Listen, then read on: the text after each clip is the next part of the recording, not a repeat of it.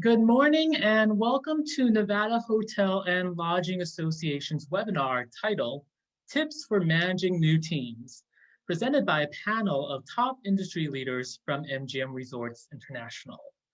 I would like to introduce the opening speaker of this webinar series, Andy Meese, Vice President of Hospitality for Mandalay Bay, Delano, and Luxor. Hello, Andy. Good morning, Anthony, and thank you, and good morning, everyone. Thank you for joining this session today. Maybe it's the second one you've already been to. We had our first session last week on security situational awareness, which was fantastic. I definitely think this topic is very timely as well. Tips for managing new teams. I think probably a lot of us would agree over the last year or even longer, we're all probably managing new teams. There's been a lot of change within this community, of course, with the pandemic, and we're all having to adapt. I think I was looking at my career just to give you a little bit of tidbit on myself, which I shared at the last session as well. I've been with MGM Resorts for over 21 years now. Started a long time ago at Treasure Island, and I've been at several properties: Treasure Island, New York, Vdara, Bellagio. I was at Luxor before, and then I spent some time in corporate in our hotel strategy COE, Center of Excellence. And then I was at Bellagio, and then most recently at City Center before having the opportunity to join Mandalay Bay, Delano, and Luxor. So in the last 3 years alone, I've had almost 5 different roles. So in all of those roles, obviously, I've had to manage new teams, and it's definitely something that just doesn't come quickly or naturally, and you learn over time. And I think with the panel today, you're going to learn some great things. So again, thank you for joining. This is the second session that we've put together with MGM Resorts with some unbelievable leaders in our company. The next one, I believe, was next week on leading the industry in today's environment. We're looking to probably a new date at that, something had come up, so stay tuned on the NHLA website. I believe we're looking at a date in June. And then we also have something come up in May on our entertainment business industry, revenue management, and just overall entertainment. Obviously, with some of the changes yesterday that the governor noted, looking forward to bringing back entertainment, more entertainment soon, which is going to be exciting. And then also we're adding another event at the end of May on interviewing and hiring, which I know all of us are probably knee deep in right now as we're ramping up in our businesses. So, but without further ado, I just want to take a quick moment to introduce the panel, colleagues, friends of mine. I really sincerely appreciate you for joining this panel today. I'm sure a lot of you know Joseph Wagner, who also sits on the board with the Nevada Hotel and Lodging Association with me, Vice President of Food and Beverage with Ari and Vdara, Jill Gautreaux, who's Vice President of Marketing Analytics for MGM Resorts, and Alex Alvarado, who's Vice President of Casino Operations for MGM National Harbor, who joins us 3 hours away. So thank you, Alex, for being part of this as well. So with that, I will go ahead and turn it back over to Anthony and start the panel. Thank you, everyone. All right, thank you, Andy. So panel, we're going to go ahead and begin with an introduction for each of you. And if you can provide us a short background about your professional experience. We'll begin with Joseph, followed by Jill, and then Alex. So Joseph. Good morning, everyone. So this is definitely an honor having me on this panel. Thank you so much for letting me join. I want to start with saying that, hospitality industry is near and dear to my heart. I grew up in a family, and we have actually a bakery and grocery stores back in Germany. So kind of grew up in this hospitality business, and this business has been in the family for over 100 years. So it's still there. My brothers run the business. And because you grew up in it, you actually, I felt like I didn't really want to have much to do with that overall, and tried to go in a different direction. But it kind of caught me again and brought me back in. Moved to the United States in 1999, worked for Hyatt Hotel Group on the rooms division side, on housekeeping, front desk, concierge services, And then, coming to Las Vegas was always a dream. Moved to Las Vegas in 2005 with the opening of the Wynn Resort. Worked through several different restaurants at Wynn for about 5 years, and then transitioned over to the Mandarin Oriental opening, which is part of the City Center complex here in Las Vegas. Worked at Mandarin Oriental as pre-opening, moved into a director of food and beverage position at Sands, Venetian and Palazzo here in town as well. And then in 2015, I got the opportunity to take over Aria Food and Beverage as vice president here, and then next Dvarara in 2016.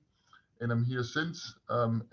Really good position, beautiful property, happy to be here.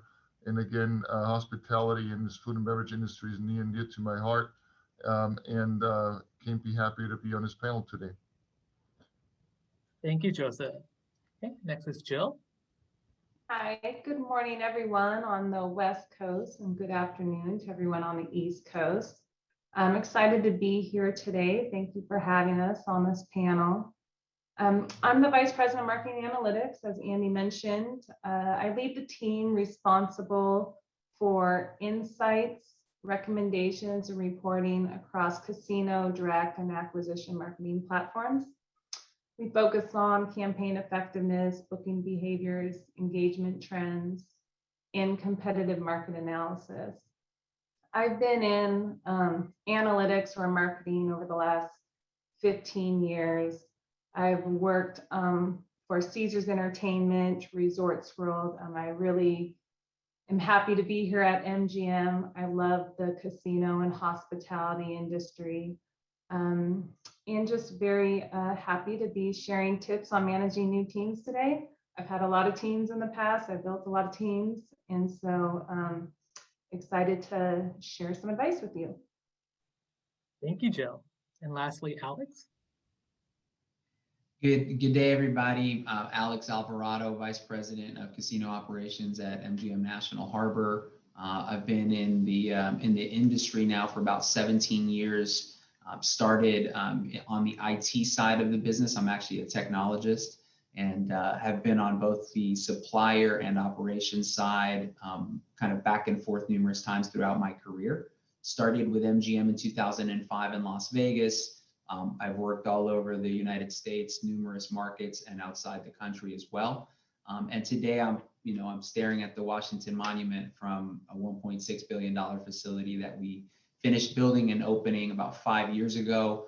Oversee a $700 million casino operation here with 1,500 team members. So have personally gone through a phenomenal amount of change and building teams and various organizational reorgs. So very excited to be here with you all today to hopefully share some insights for all of you. All right, thank you, Alex.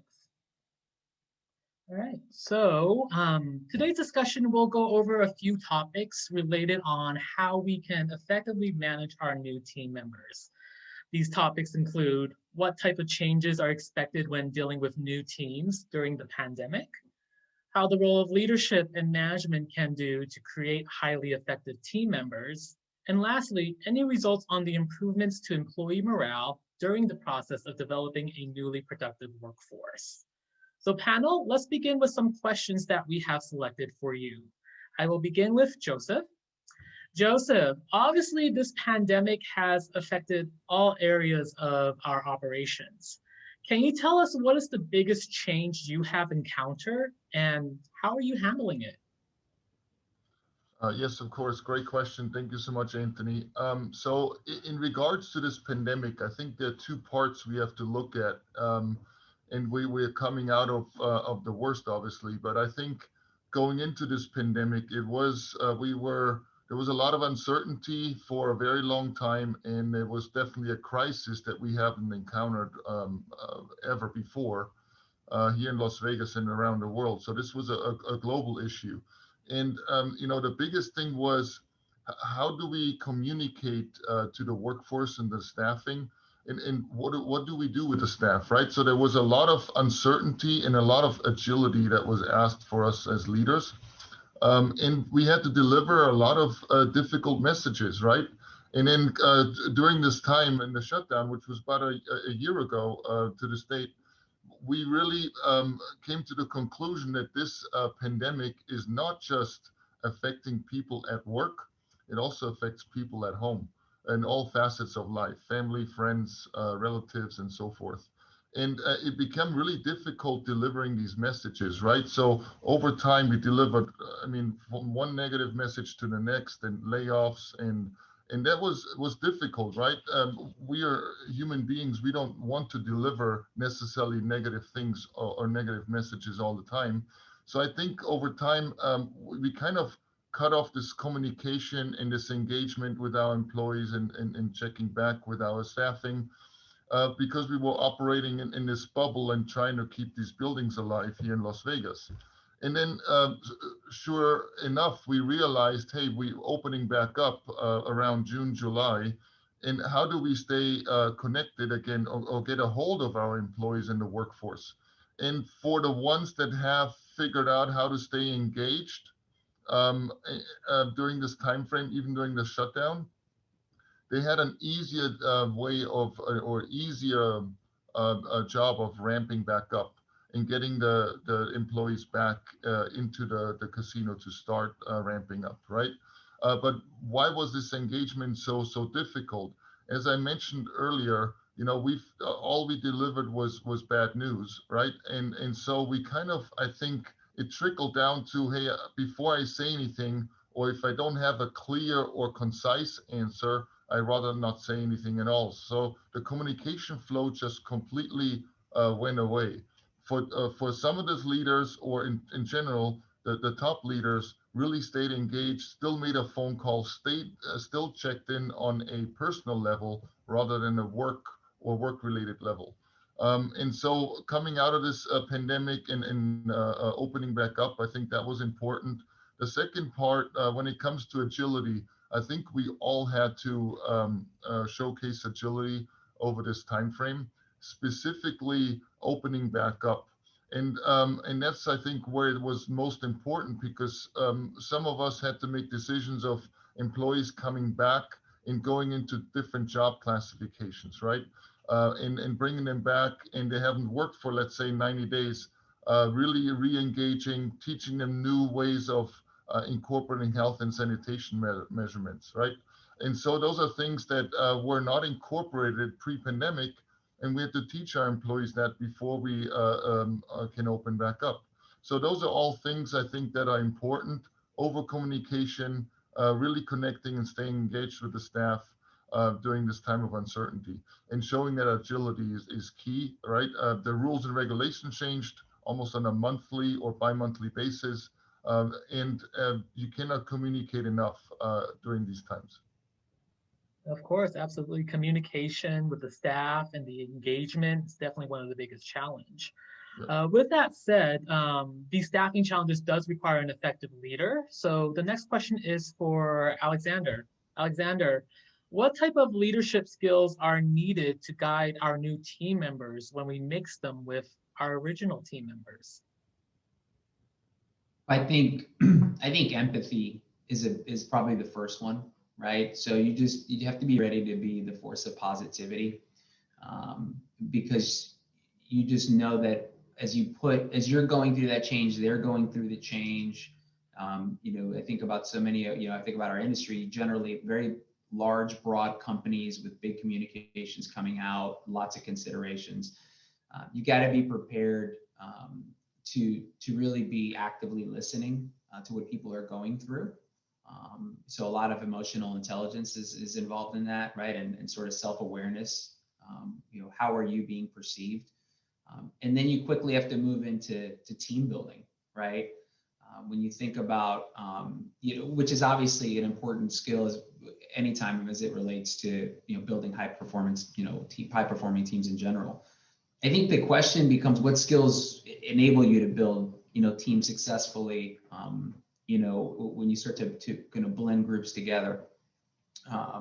And I like to connect with people individually, and really come to understand, their own goals. Now, the thing with times like these are that has to happen with urgency, right? And so, that's obviously, the times that we're in.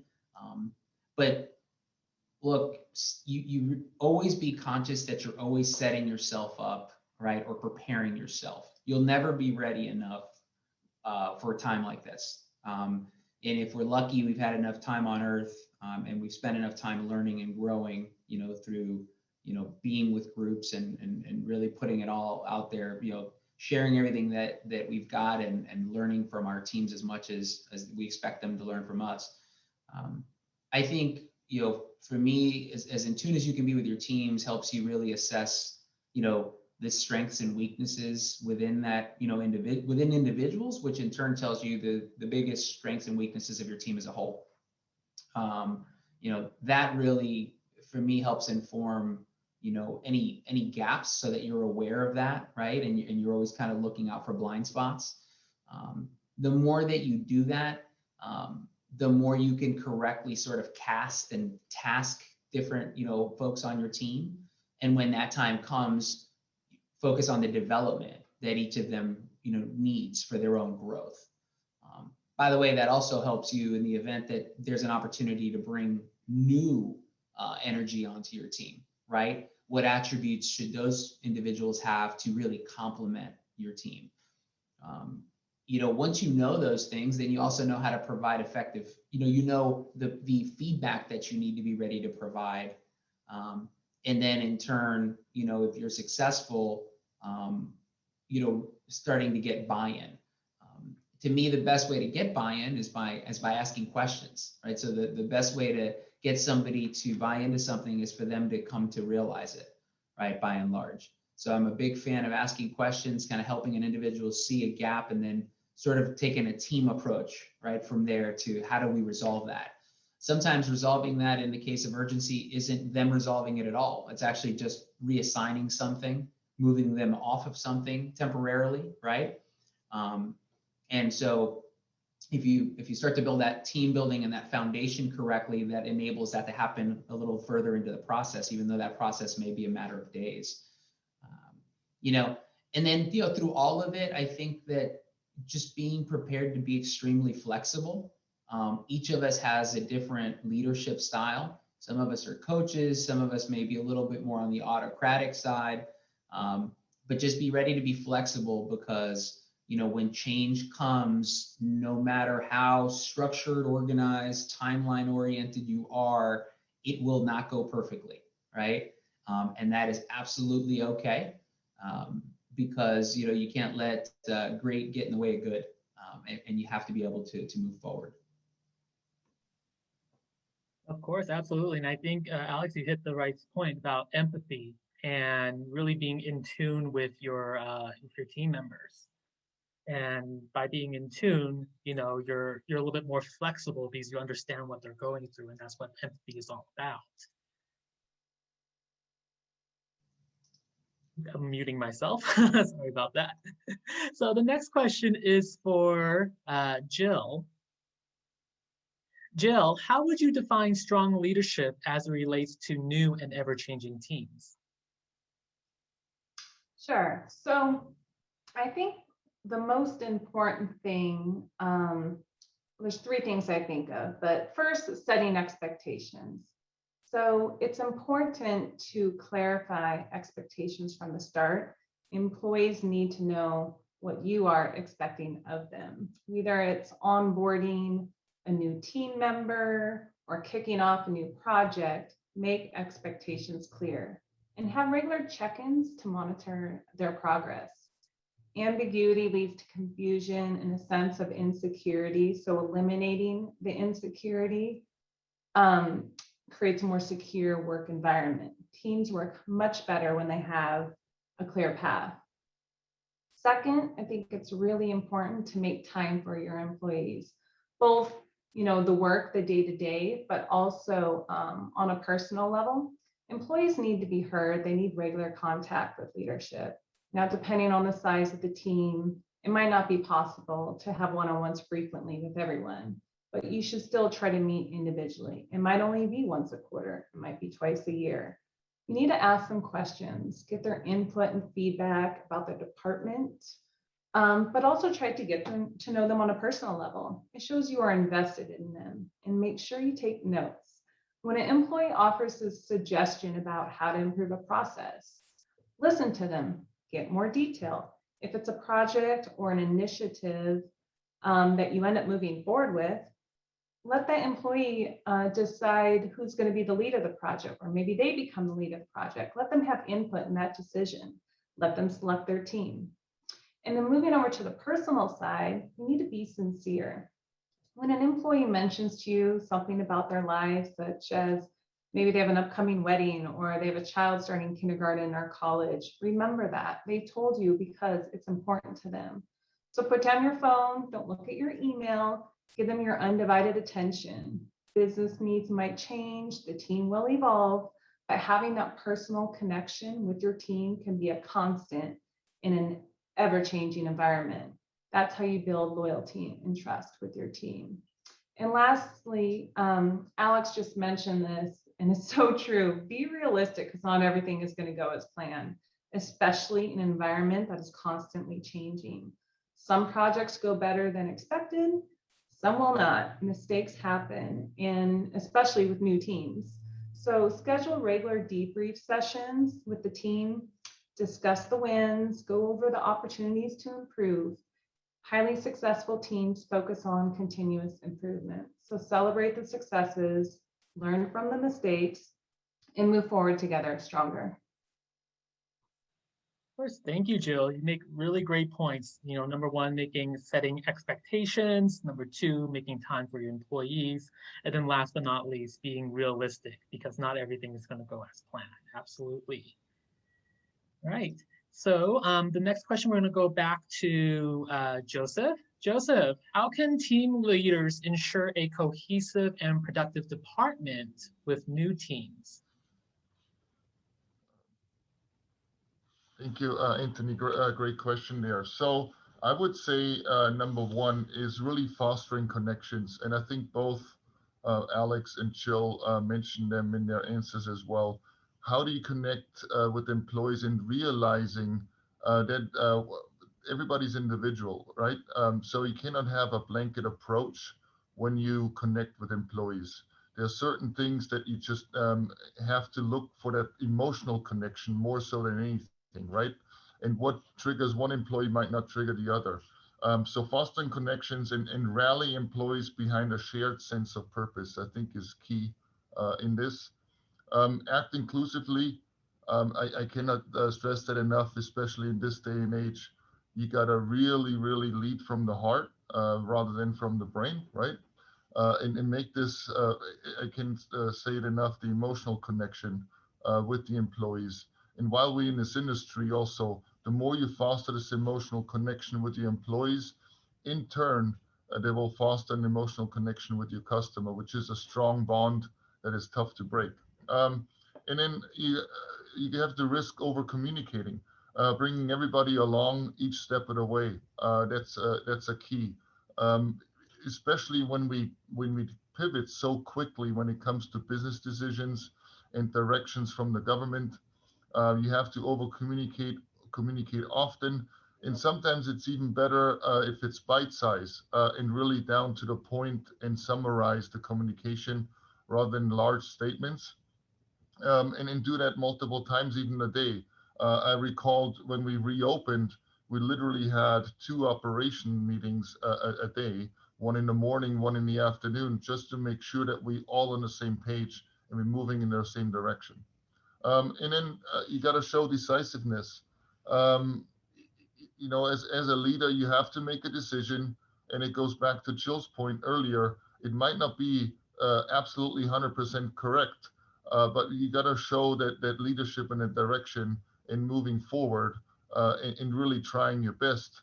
And there will be connections along the way. There will be learnings along the way. And we've all learned a lot over the last 12 months, I would say, more than we thought, and I think those are really, really important points.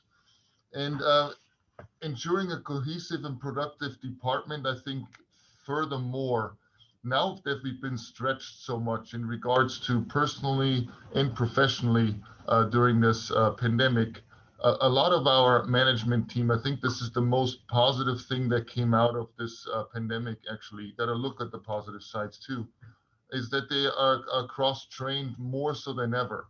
And what I mean by that is we used to have, restaurants, and I'm talking about the F&B platform specifically here at Aria, where when you're a GM at a specific restaurant, you only work at that restaurant. But because we had to be a little more agile from a leadership perspective, we helped each other out, meaning a restaurant GM would work then oversee another outlet or help out in another outlet, which helped them understand the operation and the platform furthermore, and help them grow. And it also fostered this teamwork.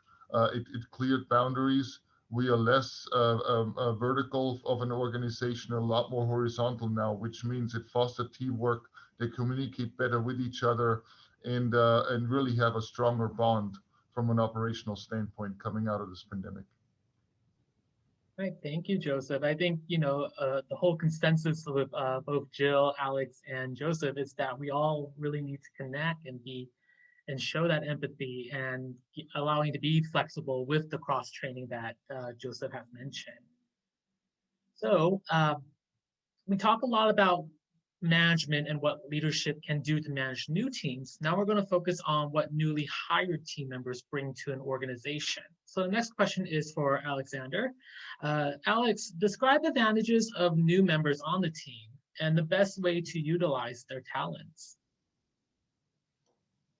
Advantages of new members on the team and the best way to utilize their talents. Yeah, I think some of that, right, you go back to that first playbook, which is first things first, just get to know them. There's some things you're going to understand by way of a resume and, recruitment process, obviously, but you'll get to know them. So you'll come to know more than the roles they've held. You really understand the attributes, the characteristics, and the strengths that they possess, right? I like to play to those attributes, and I like to put new team members in a position to really shine, right? To me, that is the key at the beginning. I like them to shine either by way of being a huge support in a project fairly quickly, where if they're not the lead, they are the kind of co-lead, or in an environment where they are a major contributor, to a project. So they hold a key role. I mean, maybe they're strong with data, right? And so they go in and they, support, something like that. Maybe they're very strong when it comes to putting together presentations. So I let them shine in that way. Very quickly, that enables the current team to welcome them, to see them as a supporting part of that broader collaborative group, and really kind of brings them in. I think that for me that's had a lot of success, so far.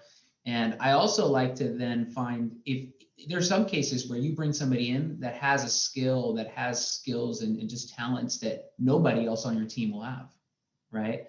And in that case, you may actually want to even formalize that further and have them develop other people on that team, right? And say, hey, I really want you to work with this other person. I want you to work with Joseph. I know he's new, but did you see that presentation he put together, right? And remember, and part of your development is to present something like that to senior management in the fourth quarter.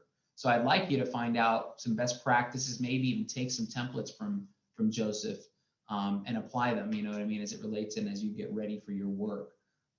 So I think those are some key takeaways for me. I really like to see that team member shine. And, part of that, obviously, the most basic part of the onboarding is just making sure that depending on the time in role or time in the professional world, that person also comes in, in a way that sets them up for success, right? They come in with that listen and learn first approach, but also the hunger to lean in and to lean in quickly if that's what the timing really requires. Of course, couldn't agree more with that statement, Alex. So I'm going to leave the last question for Jill. So Jill, overall, what's the best leadership advice for managers dealing with constant staffing changes? Sure. So the best leadership advice when we're having constant staffing changes. So first, I would say you need to be prepared and ensure that continuous improvement is ingrained in your team. That sets you up to be able to handle, sudden changes in staffing or just, changes over time. So revisit your processes you have in place, automate, make self-serve wherever you can. It's inevitable that staffing changes or challenges will happen. We're all going through a pandemic right now. Pretty much everyone has experienced it. So, on my team, when we build a new report, or we set up a new process and it's something or analytical approach, right? And it gets adopted by our organization. The next step is then to automate it or create a dashboard or capability so that's readily available with little staff intervention. And then also, someone mentioned it earlier, cross-training. Cross-training is super important. Make sure that a process is not just handled by one person on your team. Multiple people need to know it, need to be able to do it in instances when you have staffing changes.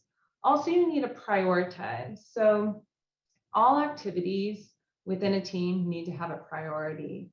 And in times when staffing levels are challenged, you go to that list and you only work on the high priority items. And those are going to be, the biggest drivers for your business. Not everything is going to get done. So understand beforehand where each activity falls in priority. And then you need to communicate that with your key stakeholders. Align with your stakeholders. You should already be having regular one-on-ones with them. Make sure lines of communication are already in place and be transparent. I mean, everyone's pretty understanding. We've all encountered times when, staffing levels are, not where they should be. So they're going to understand that things need to be prioritized. Everyone is generally understanding. Just make sure you get their buy-in and so that you're in agreement. These are the things we're going to be able to do for your team, and these are the tasks that will not get done. So another reason why prioritization is so important is because your existing team members, they need to maintain a work-life balance. If you don't prioritize, they're going to get burnt out, and then your staffing challenges just got a lot worse because they'll leave. So have a plan, continuously improve your processes, set your priorities, and communicate, over communicate with your stakeholders. Everyone has mentioned communication. It's so important. Thank you, Jill. So we do have a couple of minutes for question and answer. So if any of our NHLA members that are watching us today, if you do have questions, please type it in the Q&A feature. We do have a few minutes to answer those. So please type it in. While we wait for the questions to continue to filter in for our panel, this is a question for both for Jill, Alex, and Joseph. Whoever wants to start first, the question would be, how can a team leader keep the morale positive with so many changes taking place often? So how can a team leader keep the morale positive with so many changes taking place often? I would like to hear from each of you. We'll go back to Joseph first. Thank you. So this is a really good question and segue after what we just discussed. I think the key focus for all of us now should be, how can we rebuild the employee culture? And I think that's the building brick. You cannot just say, hey, our morale has to be good, right? You got to start with a foundation, and that's the foundation is the employee culture. Like truly, how do we measure currently our employee culture? What is the consent?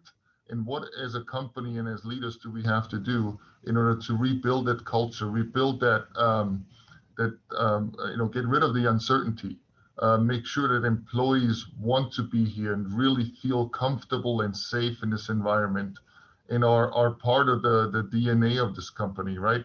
At the end of the day, we are in the people business, to be honest, right? On both sides, we make sure that our employees are happy, and have the skills to perform the job and also the tools to perform it to their best knowledge. And on the other hand, we want to ensure that our guests that come on property actually have the best time of their lives, right? And so it all goes hand in hand. It's one big cycle, and the culture is truly something that is the foundation of a company or of a hospitality industry. The key here is that you cannot really start soon enough to build this. And especially nowadays where you're slowly on board, you're bringing people back and business is slowly returning, you got to lay that foundation now and really figure out what it means to truly have a foundational culture. Thank you, Joseph. And how about you, Alex? I think a couple things. I think that you have to be fully informed, right? Stay fully informed as to what is happening and own it, right? Own it, because you're the leader at the end of the day. There can't be a whole lot of they said, this is coming from corporate. And I see a lot of leaders that lead that way. And I can just tell you that does not inspire confidence. It doesn't bode well for you and your future as a leader, just in general. Communicating the why, right? As you become fully informed, look, we're doing the right thing here, right? We've got to shut these facilities down. We've got to get these things, under control. We have to wear masks. This isn't, it's scientifically proven. We have to hold the line. We have to, maintain social distancing compliance. And I think building the change muscle. I think that if anything, this whole pandemic has really shown, I think the world is that the most adaptable people and adaptable organizations are the ones that are going to get through this the quickest. By the way, the individuals that embody that will also be the individuals that will also be most successful. And whether that is on a project you're working on, the company you're with right now, or the one that you one day run, you will be more successful because of your adaptability now and in the future. So that's something that, if you care about people, and I would believe we're sitting here talking about leadership that all of us do, you build that muscle within your teams, right?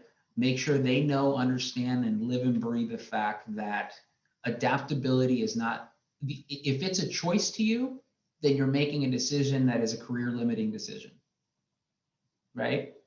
Adaptability goes hand in hand with leadership. You have got to be adaptable if you're going to go as far as you can go in this life. So. Thank you. And for you, Jill? Sure. So I agree with everything Joseph and Alex said. Those are some really good points. I would just add that recognition tools are very important. So, and in times of change, even more so, make sure you're celebrating your employees' work anniversaries, celebrate excellence. When they help someone with a project, celebrate that as well. Say thank you. A thank you goes a long way. And, when they work with, my team works with properties. So, we work with Alex's team over at National Harbor. And it means so much when one of the senior leaders from a property that we're working with sends a note to the team. Like that goes a long ways with our team. So making sure that you send thank you notes. I do it for other teams that I work with as well. It's very important. And, we're relying on our teams now more than ever. They're taking on a bigger workload. So recognize those accomplishments and hard work. They need to feel appreciated. And when they do, it radiates positivity throughout the team and the organization as a whole. Absolutely. No matter how big or how small, we have to celebrate our team members. Absolutely. All right. So this is the last question for our panel. Question: what is the most important action a team leader can take to create a productive workforce through so many changes?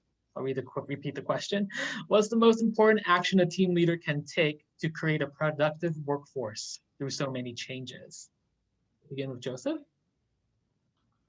Sure. I think the most important tool I would say is over communication. Um, there's, and I mentioned it earlier on, right? The more you communicate, the more you clarify the message, the more you summarize it, break it down into bite-sized pieces, and do that often. The better, the better and the well-oiled the machine will be. And everybody stays in the know and is aware of what's happening, especially under these circumstances and so many changes. But that should not go away. I think that over communication piece is necessary now. It's like muscle memory, right? Or creating a habit in 60 days. Our habit was delivering not so good messages, and most of the time, because of uncertainty, not having the answer and shying away from communication, right? So we created that habit over the last 12 months. And now it's time to kind of like clear the dust and get rid of the cobwebs and really over communicate again. Be there for the team. Look for those connections, be close to them, and really help them along the way. And the second part, I think, is ensuring that you keep um, providing opportunities. I think everybody's looking for something new, something better, and something different coming out of this, if it's personal or professional. And I think providing those opportunities are key, and that growth opportunities is key as well. Absolutely. And how about you, Alex?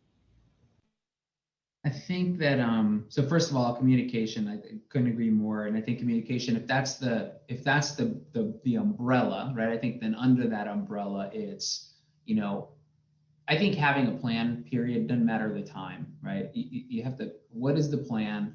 And the things on that plan, and Jill said this earlier, should be the priorities, right? So, you're prioritizing, so that allows focus, right? So I think that there's that. I think that as you think through, before you jump into the work, I always like to take a step back and make sure that I'm thinking about it the right way, especially in times like these, right? When you're being asked to do more, potentially with less. And so there's just these different, pressures on you.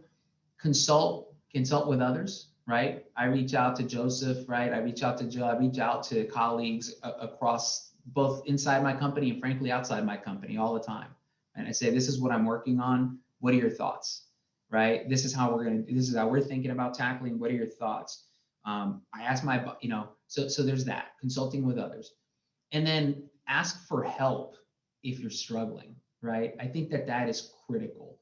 I think early in people's careers, it's viewed as a weakness if you have to ask for help. Well, I will tell you that the most liberating moment comes when you realize that the best thing you can do is that if you don't know the answer, is to admit that as quick as possible. Because what you'll find is that in most cases, the second you say, I don't know, the person that does will say, I do, right?